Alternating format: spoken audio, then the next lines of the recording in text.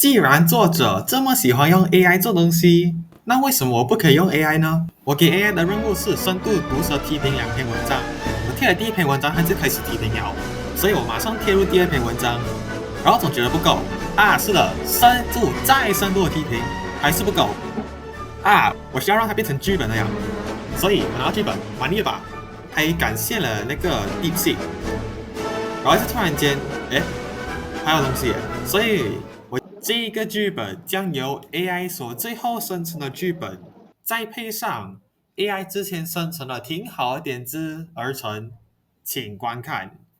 大家好，今天我们来吐槽2篇号称未来科幻的文章。看完之后，我就有一个感觉，作者是不是把乌托邦、圣经、火星移民计划、诺亚方舟、佛教预言，还有一堆科幻剧本蹲进搅拌机，搞出来一锅概念大杂烩？这哪里是未来史观，分明是概念缝合怪啊！2050年，人类开始了长达50年的星空殖民计划。去火星移民的人都是富豪，所以搞出了所谓的极致自由主义。想问一下，如果全员富豪，那么请问火星上谁当清洁工？机器人吗？机器人是不是也要买票？极致自由主义是不是连呼吸都要收费？吸一口空气，支付宝请给10万元。而你问政府的人都去哪儿了呢？去搞星空殖民，去星空殖民的人都是精英，他们搞出了极致公有主义，这个东西被称之为另外一个资本主义的终极形态。在地球上有一个神秘机器人组织创立了乌托邦，宣布人类生来就有土地权，发展成极致人性主义，而城市里的人们则超乌托邦发展了极致自治主义。想问一下，具体极致自治主义要怎么操作？是不是每个人都能自立为王？还有，它与极致人性主义有什么区别吗？请作者可不可以讲一下？这一篇文章的核心思想可以用一句话概括：极致是万能的。作者似乎对极致这个词情有独钟，几乎每段都要用一次极致自由主义、极致公有主义、极致人性主义、极致自治主义。作者是不是觉得加上极致2个字就能让这些概念变得高大上？极致这个词在文章里出现的概率比我双11购物车里的满减还要多，但问题是这些极致到底是啥？作者自己也说不清楚，反正就是极致就对了。那作者的功力体现在哪里呢？功力1，词汇重复使用。如果你玩过词语接龙，你会发现作者水平大概停留在极致 A 主义、极致 B 主义的喧哗中。功力2，概念堆砌。作者反复在玩概念俄罗斯方块，把私有、公有、人性、自治这些词随便一拼，然后加上极致2个字，就能觉得自己发明了新的社会形态。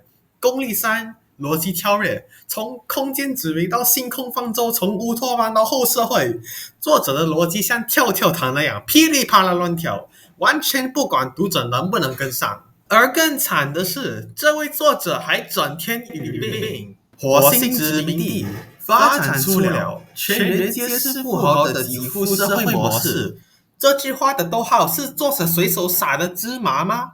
为什么要用逗号把句子切得支离破碎？作者是在模仿机器人说话吗？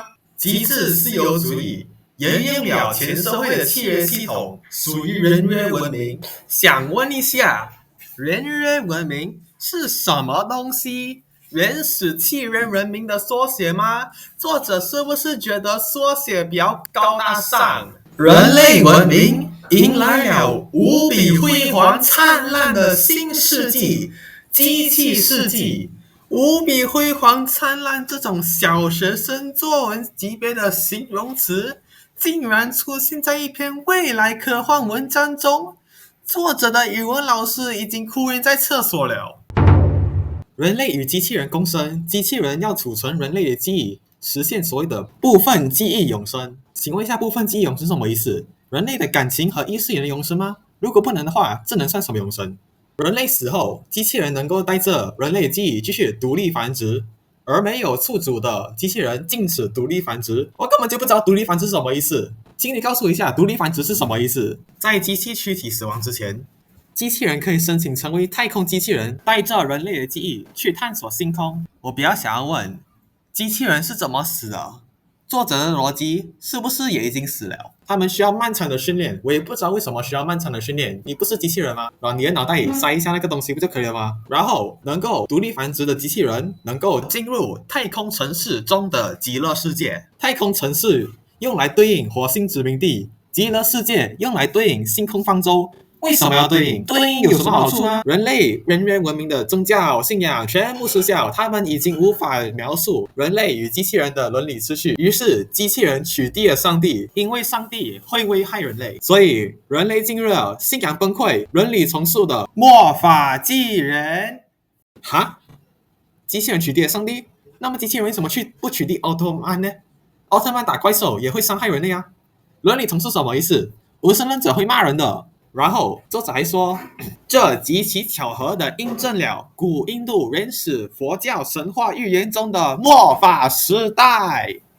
那么作者的脑洞功力究竟脑洞在哪里呢？功力一，强行对应，把佛教预言的末法时代和机器人的崛起强行对应，仿佛在说，看，我很有文化吧。末法纪元这个词听起来很酷，但作者是不是忘了，佛教预言里的末法时代是指佛法衰微啊，而不是机器人崛起啊。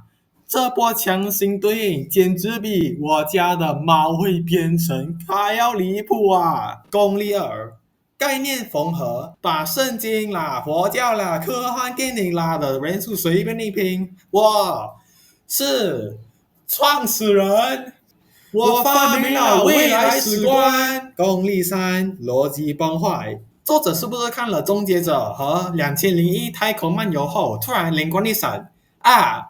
我要让上帝和机器人打一架。为什么机器人可以取缔掉上帝？你给我一个。这两篇文章就像是用一堆华丽的乐高积木搭建了一座摇摇欲坠的空中楼阁，看起来很美，但一碰就倒了。作者试图用极致、机器人、末法纪元这些概念唬人，但缺乏扎实的逻辑和内容支撑，最终沦为一场概念堆砌的文字游戏。好，内容就到这边，希望你们喜欢，订阅、点赞、加分享。欢迎在评论区留言，这个东西到底是未来科幻神作呢，还是只是一个概念缝合怪罢了？那么我们不见不散。